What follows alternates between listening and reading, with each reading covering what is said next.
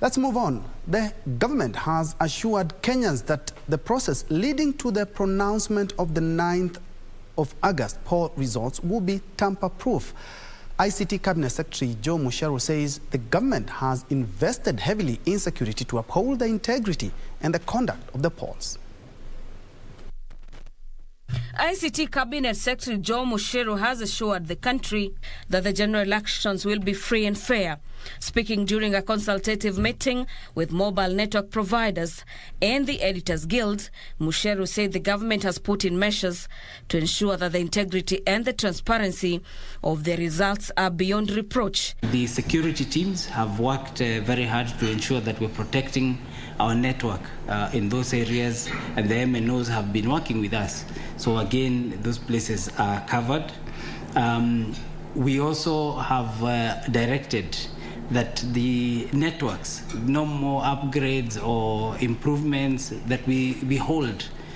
This means people should not be digging up to bring cables and so on during this time, so that we minimize any network outage. Protecting the infrastructure, that is being done for the election already. So we have both the police and even KDF in certain areas, ensuring that those towers are protected.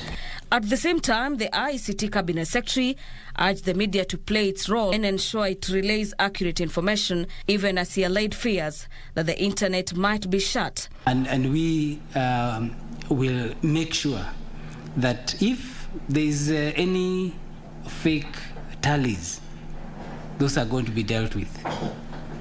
I think that is what is important. If it's not from IEBC, then of course it will be dealt with. If people are bringing in misinformation, fake news, if they are coming up with their own new news stations and so on, those will be dealt with. Because again, security in our country is paramount. Mobile telecommunication service provider Safaricom assuring the country that it has put in place measures to ensure no one will interfere with vote transmission during the 9th August elections. Safaricom Chief Executive Officer Peter Ndegwa said the telco company is keen on providing the right services during the polling process as required by the law.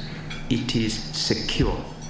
And we have bank-grade security because we drive a lot of M-Pesa. So I think that's all you should be aware, that no one can interfere with the content that's being transmitted when we are transmitting it to IEBC. We will play to the best of our ability. We have an infrastructure that is robust and one that cannot be interfered by people unless physically, in which case we'll address any physical interference, whether that's power or any other element. So I think that I just want to reassure you, we are a neutral party.